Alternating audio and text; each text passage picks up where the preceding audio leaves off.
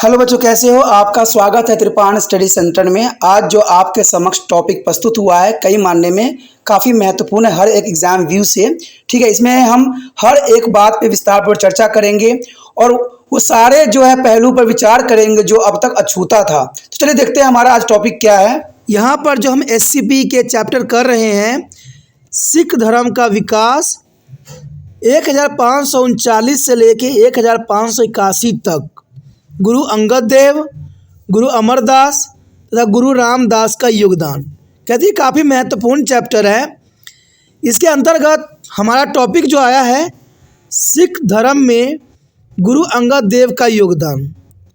सिख धर्म में गुरु अंगद देव का क्या योगदान था, ये काफ़ी महत्वपूर्ण रहेगा। देखा जाए तो 1539 से लेके 1581 ईस्वी तक गुरु अंगद देव, गुरु अमरदास, गुरु रामदास के नेतृत्व में सिख धर्म के विकास का पंजाब के इतिहास में अपना ही एक अलग महत्व रहा और इस महान व्यक्तित्व के अर्थक प्रयासों से सिख धर्म अन्य धर्मों से अलग हिंदू धर्म की भांति विशिष्ट हो चुका था और उस काल के सर्वाधिक प्रचलित धर्मों में से एक था। और सिख धर्मों का इतना लोकप्रिय बनने का श्रेय इन महान समर्पित गुरुओं को ही जाता है। उन्होंने इस धर्म को लोकप्रिय बनाने के लिए अनेक कदम उठाए हैं और ये कदम सदैव ही मान्य रहेंगे और महत्वपूर्ण रहेंगे। इसमें अगर हम सिख धर्म में गुरु अंगद देव की योगदान की बात करें तो कहते हैं गुरु नानक देव के पश्चात गुरु अंगद देव ने सिखों के दूसरे गुरु का पदभार संभाला और उन्होंने लगभग 15 वर्षों तक सिख धर्म की सेवाओं की तथा इसके विकास में अपना महत्वपूर्ण योगदान दिया। उन्होंने सिख धर्म को लोकप्रिय बनाने के लिए निम्न उपाय किए। यानी देखा जाए, गुरु अंगद देव जी ने गुरु पद का गरिमा बरकरार रखा। कहते हैं गुरु मुखी वर्णों की शुरुआत। कहते हैं गुरु अंगद देव जी के अंतर्गत गुरु मुखी वर्णों की शुरुआत हुई। गुरु अंगद देव द्वारा सिख धर्मों के लोकप्रियता के लिए उठाए गए कदमों में सबसे उल्लेखनीय गुरुमुखी वर्णों की शुरुआत करना था। लोग गुरु नानक के उपदेशों को सरलता से समझ सके, इसलिए उन्होंने इन नई लिपि को प्रचलित किया। इससे सिख धर्म में हिंदू धर्म से अलग हो गया।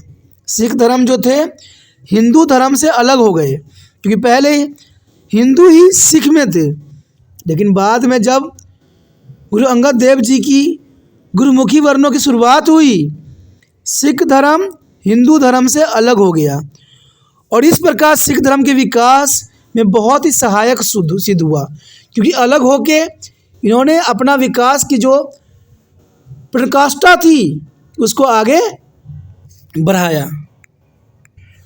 उसके पश्चात हमारे समक्ष आता है लंगर प्रणाली का विस्तार।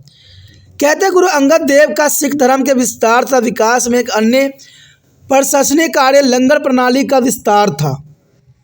इसने सिखों को एकजुट तथा संगठित भी किया। लंगर प्रणाली का विस्तार सिख धर्म के लिए काफ़ी महत्वपूर्ण था और विस्तार के अंतर्गत भी काफ़ी महत्वपूर्ण था। इसे गुरु नानक के धर्म की लोकप्रियता मिली तथा इसे अलग धर्म के रूप में पहचाने जाने लगा और इस तरह यह सिख धर्म को लोकप्रिय बनाने में महत्वपूर्ण कारक भी सिद्ध हुआ। जैसे लंगर प्रणाली आज भी सिख धर्म में काफ़ी महत्वपूर्ण स्थान अदा करता है। उसके पश्चात हमारे समक्ष आता है जन्म साखी का संकलन तथा रचना। गुरु अंगद का एक अन्य महत्वपूर्ण योगदान जन्म साखी अर्थात गुरु नानक का जीवन और उनके वचनों तथा भजनों का संग्रह, ये काफ़ी महत्वपूर्ण है। जन्म साखी कहते हैं इसकी रचनाएं और संकलन भी काफ़ी महत्वपूर्ण है और इस सिख के लिए गीता के समान पवित्र ग्रंथ था जो उसके प्रथम गुरु नानक तथा उसकी शिक्षा पर विश्वास का प्रतीक था। यानी देखा जाए तो जन्म साखी जो है सिखों के लिए गीता का समान था और ये काफ़ी महत्वपूर्ण है। उसके पश्चात हमारे समक्ष आता है उदासी का खंडन। गुरु अंगद देव ने उदासी का खंडन किया। कहते गुरु अंगद के द्वारा सिख धर्म को प्रचलित करने के लिए उठाए गए अन्य प्रशासनिक कदमों में एक उनके द्वारा उदासीन का खंडन भी था और ये महत्वपूर्ण था। उन्होंने बाबा श्री चंद्र के संन्यास मत का खंडन किया। बाबा श्री चंद्र के संन्यास मत का खंडन किया तथा गुरु स्थलों को गुरु नानक देव का सच्चा सिख बताया और इस प्रकार उन्होंने सिख धर्म को उदासियों से अलग कर सिख धर्म को समाप्त होने से बचा लिया। कहते हैं यहाँ बाबा श्री चंद्र ने सबको संन्यास धारण करने की बात रखी, लेकिन यहाँ पर गुरु अंगद देव जी ने उनकी बातों को मत को खंडन करके गृह स्थलों को गुरु नानक देव का सच्चा सिख बताया और इस प्रकार देखा जाए तो सिख धर्म को समाप्त होने से गुरु अंगद देव जी ने बचाए। उसके पश्चात हमारे समक्ष आता है गोइंदवाला की स्थापना। कहते हैं गुरु अंगद देव ने सिख धर्म में पुण्य अनुशासन को बढ़ावा दिया। उन्होंने अपने शिष्यों को अनुशासित कर काफ़ी महत्वपूर्ण योगदान दिया।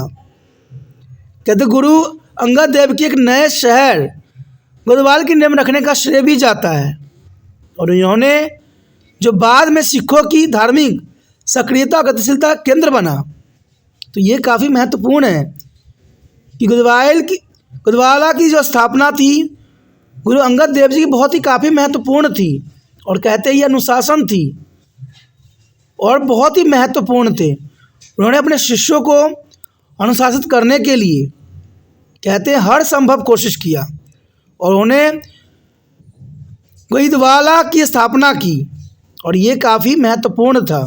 उसके पश्चात हमारे समक्ष आता है गोइंदवाला की स्थापना। कहते हैं यहाँ पर गुरु अंगद देव जी ने गोइंदवाला की स्थापना करके बहुत ही काफ़ी महत्वपूर्ण यहाँ पर कार्य किया। गुरु अंगद देव को एक नए शहर गोइंदवाला की नींव रखने का श्रेय भी जाता है, जो बाद में सिख की धार्मिक सक्रियता तथा गतिविधियों का केंद्र बना।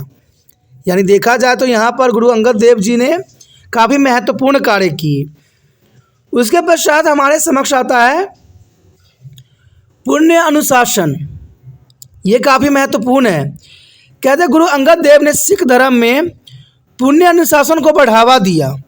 उन्होंने अपने शिष्यों को अनुशासित कर अपने नियंत्रण में रखा और ये काफ़ी महत्वपूर्ण है। कहते हैं अनुशासन किसी भी शिष्यों के लिए काफ़ी महत्वपूर्ण होता है और गुरु को यह अधिकार होता है कि अपने शिष्य को अनुशासन में रखे। गुरु अंगद देव ने सिख धर्म में पुण्य अनुशासन को बढ़ावा इसलिए दिया क्योंकि वो चाहते थे कि सारे एक सामान्य रहे और सब नियंत्रण में रहे। इसलिए उन्होंने सिखों के अनुशासित कर अपने नियंत्रण में रखा।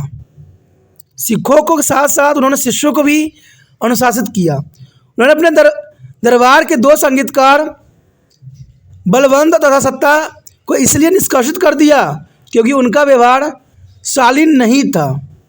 ये काफ़ी महत्वपूर्ण है कि बलवंत और सत्ता को इसलिए निष्कासित कर दिया क्योंकि उनका व्यवहार शालीन नहीं था।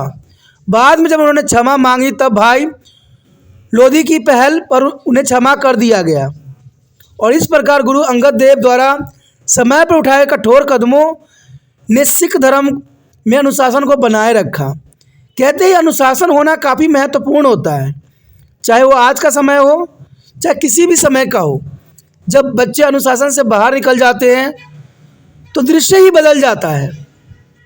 इसलिए गुरु अंगद देव जी ये बात समझते थे कि अगर हम आगे बढ़ना है तो अपने अनुयायियों को और अपने शिष्यों को जो है सही मार्गदर्शन कराना ही ये गुरु का प्रथम कर्तव्य रहता है।